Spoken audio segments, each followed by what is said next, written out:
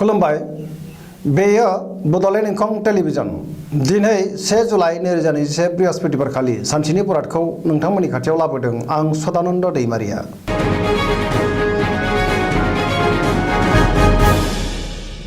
सिगां फरायनो लादों मेष राशि गिबि हांखो अ ल दिनैनि साना जोबोर मोजां बयजोंबो अनजागोन आरो गुबुनखौबो अनफिननो रोंगोन बयजोंबो अनसायजागोन मावनो लानाय खामानिखौ थि समावनो आरो गोरलैयैनो मावफुंनो हानानै गोसोखौ दिनै जोबोर गोजोननाय मोनगोन गोसोनि साननायफोरा जाफुंसारगोन देहाया दिनै मोजाङै थागोन अब्लाबो जानाय लोंनायाव सांग्रां जानाया गाहाम बहानिफ्रायबा मोजां खौरां फैगोन रांखावरियाव दिनै जोबोर मोजां जायो आरजिनाय धोनखौ दोनथुमनो हागोन बेफार फालांगियाव जोबोर मोजां मुलाम्फा मोनगोन आयआ बांगोन सोरबा लोगोनि हेफाजाब मोनगोन नखराव अनलायनाय फैगोन गुबुननि गोसोखौ दिनै गोरलैयैनो बोनो हागोन गोसोनि बोलोआ बांगोन समाजाव गोबां मान मोननो हागोन लाइमोनफोरा दिनै गोसोखौ जोबोर रमान्टिक मोनगोन आरो गावबा गावनि गोसोनि साननायखौ फोरमायलायनोबो हागोन मोनफ्रोमबो बिथिङाव जाफुंसारगोन आरो मोजां फिथाइ मोननो हागोन गियाना बांगोन फरायसाफ्रा फरायनायाव गोसो दुंखांगोन आरो मोजां फिथाइ मोनगोन सरासनस्रायै दिनै साना जोबोर मोजां आरो मोजाङैनो बारग'लांगोन।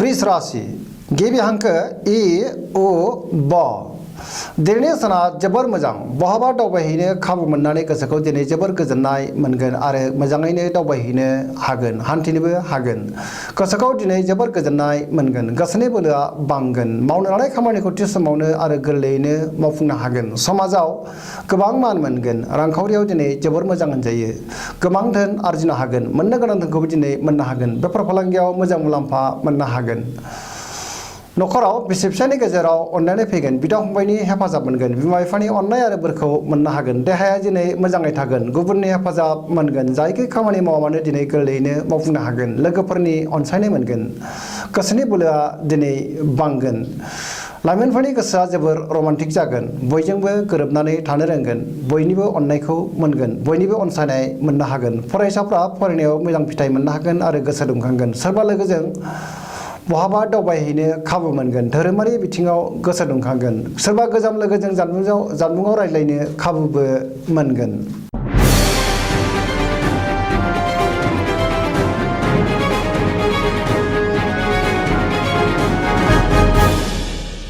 मिथुन राशि गिबि हांखो ख स दिनैनि साना जोबोर मोजां सोरजोंबा बाख्नाय जानानै गोसोखौ दिनै जोबोर गोजोननाय मोनगोन गोसोनि बोलोआ बांगोन देहाया दिनै मोजाङै थागोन पजिटिभ एनार्जिनि गोहोम गोग्लैगोन रांखावरियाव जोबोर मोजां होनजायो मोननो गोनांखौ दिनै मोननो हागोन गोबां धोन आरजिनो हागोन बेफार फालांगियाव मोजां मुलाम्फा मोनगोन देहाया दिनै मोजाङै थागोन नखराव बिसि फिसानि गेजेराव अनलायनाय फैगोन बिदा फंबायनि हेफाजाब मोनगोन बिमा बिफानि अननाय आरो बोरखौ दिनै मोननो हागोन समाजाव गोबां मान मोनगोन गोसोनि बोलोआ बांगोन मावनो लानाय खामानिफोरखौ थि समावनो आरो गोरलैयैनो मावफुंनो हागोन गुबुननि हेफाजाबखौ दिनै मोननो हागोन गोसोनि साननायफोरा जाफुंसारगोन गुबुननि गोसोखौ गोरलैयैनो बोनो हागोन गुबुननि थाखाय मोजां खामानि मावनानै होनोबो हागोन समाजाव बयजोंबो अनसायजागोन आरो गोबां मान मोननो हागोन सोरबा गोजाम लोगोखौ बहाबा लोगो मोननानै गोसोखौ दिनै जोबोर गोजोननाय मोनगोन सेंग्रा सिख्लाफ्रा गावबा गावनि गोसोनि साननायखौ फोरमायलायनोबो हागोन गोसोआ दिनै जोबोर रमान्टिक जागोन गुबुननिफ्राय मोजां खौरां मोननो हागोन गोबां मोजां खाबु फैगोन सोरबा लोगोनिफ्राय मोजां खौरां मोननानै गोसोखौ दिनै बांसिन गोजोननाय मोनगोन गोसोनि साननायफोरा जाफुंसारगोन जायखि खामानि मावा मानो दिनै मोजाङैनो मावफुंनो हागोन सिगांनि बबेबा आद्रा खामानिखौबो दिनै मावफुंनो हानानै गोसोखौ दिनै बांसिन गोजोननाय मोनगोन सरासनस्रायै दिनै साना जोबोर मोजां आरो मोजाङैनो बारग'लांगोन।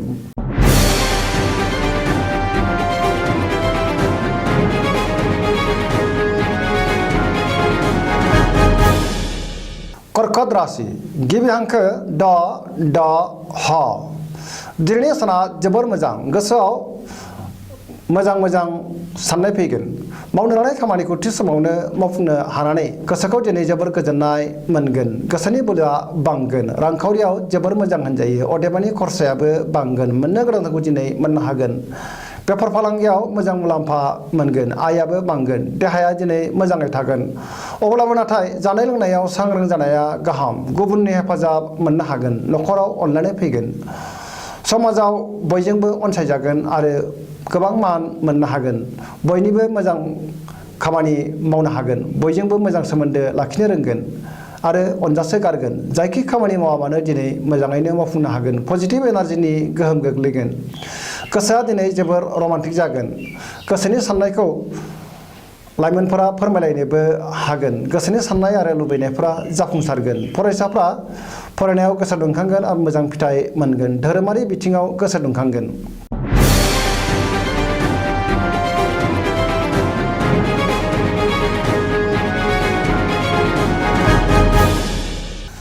सिंह राशि गिबि हांखो म ट।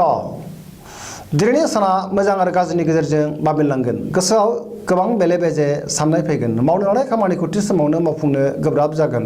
गोसोखौ दिनै जोबोर दरसि मोनगोन। गोसोआ दिनै गिलुं गिलुं जागोन। सोरबा लोगोनिफ्राय हरखाबै गाज्रि खौरां मोननो हागौ। सांग्रां जानाया गाहाम। रांखावरियाव बारा मोजां नङा। नाङा फाङा खरसाया बांगोन। बेफार फालांगियावबो खहा जानांनो हागौ। न'खराव अनलायनाय फैगोन। देहाया दिनै मोजाङै थागोन। अब्लाबो नाथाय जानाय लोंनायाव सांग्रां जानाया गाहाम। लोगोफोरनि हेफाजाबखौ दिनै मोननो हागोन। समाजाव मान मोनगोन। बिमा बिफानि अननाय आरो बोरखौ मोनगोन। गावनि गोसोनि साननायखौ गुबुननो फोरमायनोबो हागोन। न'खराव सोरबा सासेनि देहाया हरखाबै गाज्रि जानो हागौ। सोरबा गोजाम लोगोखौ बहाबा लोगो मोनगोन। फरायसाफ्रा फरायनायाव गोसो दुंखांगोन आरो मोजां फिथाइ मोनगोन।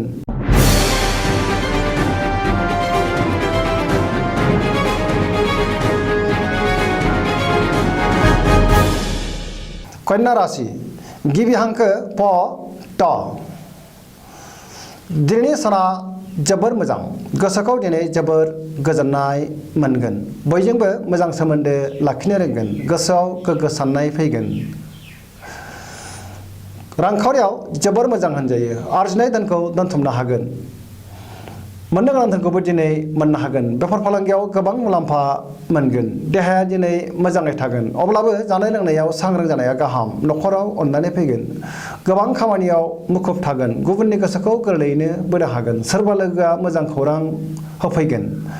माबा मोनसे बेसेन गोसा मुवा दिनै मोननो हागोन। गोसोखौ जोबोर रमान्टिक मोनगोन। फरायसाफ्रा फरायनायाव गोसो दुंखांगोन आरो मोजां फिथाइ मोनगोन। सिगांनि बबेबा आद्रा खामानिखौबो दिनै मोजाङैनो मावफुंनो हागोन। फरायसाफ्रा फरायनायाव गोसो दुंखांगोन आरो मोजां फिथाइ मोननोबो हागोन।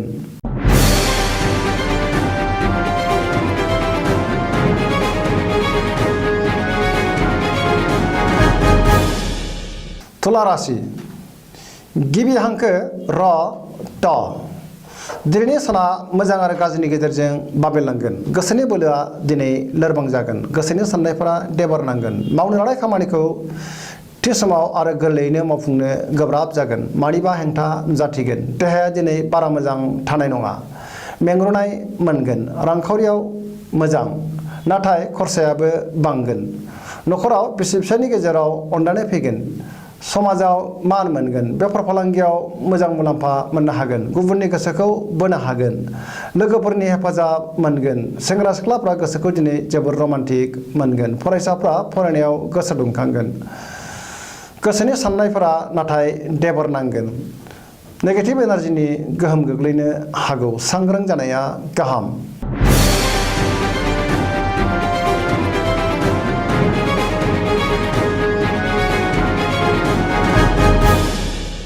वृश्चिक राशि गिबि हांखो न स। दिनैनि साना जोबोर मोजां। सिगांनि बबेबा आद्रा खामानिखौ दिनै गोरलैयैनो मावफुंनो हानानै गोसोखौ दिनै जोबोर गोजोननाय मोनगोन।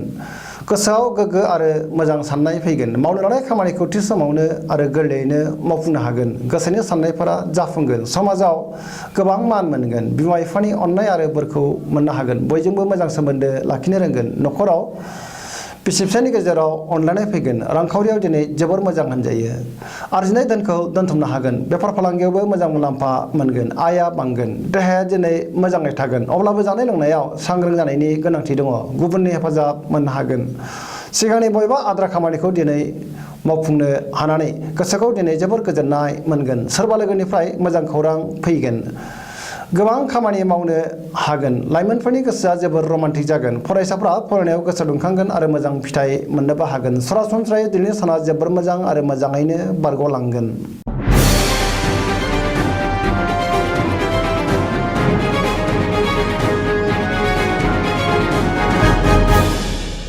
धनु राशि गिबि हांखो ध फ भ दिनैनि साना मोजां आरो गाज्रिनि गेजेरजों बाबेनलांगोन गोसोआव गोबां बेले बेजे साननाय फैगोन मावनो लानाय खामानिखौ थि समावनो मावफुंनो गोब्राब जागोन गोसोनि साननायफोरा देबारनांगोन नेगेटिभ एनार्जिनि गोहोम गोग्लैनो हागौ सांग्रां जानाया गाहाम रांखावरियाव जोबोर मोजां मोननो गोनां धोनखौ दिनै मोननो हागोन बेफार फालांगियावबो मोजां मुलाम्फा मोनगोन आयाबो बांगोन समाजाव मान मोनगोन देहाया दिनै मोजाङै थागोन अब्लाबो नाथाय जानाय लोंनायाव सांग्रां जानाया गाहाम नखराव बिसि फिसायनि गेजेराव अनलायनाय फैगोन बिदा फंबायनि हेफाजाबखौ मोनगोन नाथाय सोरबा लोगोआ गाज्रि नोजोर होखोमागोन सांग्रां जानाया गाहाम सोरनिबा सायाव अननाय फैगोन लाइमोनफोरनि गोसोआ जोबोर रमान्टिक जागोन आरो गावबा गावनि गोसोनि साननायखौ फोरमायलायनोबो हागोन फरायसाफ्रा फरायनायाव गोसो दुंखांगोन आरो मोजां फिथाइ मोनगोन धोरोमारि बिथिङाव गोसो दुंखांगोन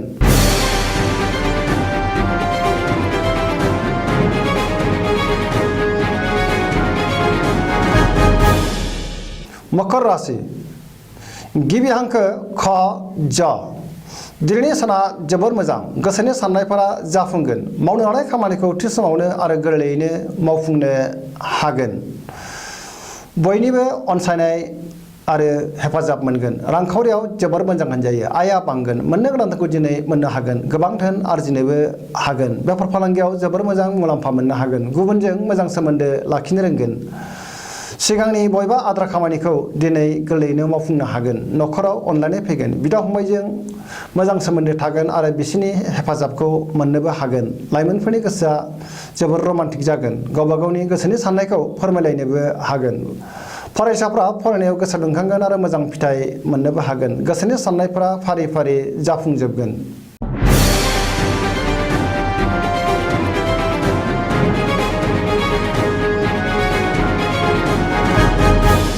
कुंभ राशि गिबि हांखो ग स स दिनैनि साना जोबोर मोजां गोसोखौ दिनै जोबोर गोजोननाय मोनगोन मावनो लानाय खामानिखौ थि समावनो आरो गोरलैयैनो मावफुंनो हागोन बहानिफ्रायबा हरखाबै मोजां खौरां मोनगोन समाजाव गोबां मान मोननो हागोन रांखावरियाव दिनै जोबोर मोजां होनजायो बेफार फालांगियावबो गोबां धोन मोननो हागोन देहाया दिनै मोजाङै थागोन नखराव बिसि फिसायनि गेजेराव अनलायनाय फैगोन गुबुननि हेफाजाबखौ दिनै गोरलैयैनो मोननो हागोन बिमा बिफानि अननाय आरो बोर मोनगोन गोदान खामानिखौ जागायजेननो हागोन पजिटिभ एनार्जिनि गोहोम गोग्लैगोन गोसोआव गोजोननाय फैगोन बहाबा दावबायहैनो खाबु मोनगोन आरो मोजाङैनो दावबायनो हागोन एबा हान्थिनोबो हागोन गोसोखौ जोबोर गोजोननाय मोनगोन सरासनस्रायै दिनैनि साना जोबोर मोजां आरो मोजाङैनो बारग'लांगोन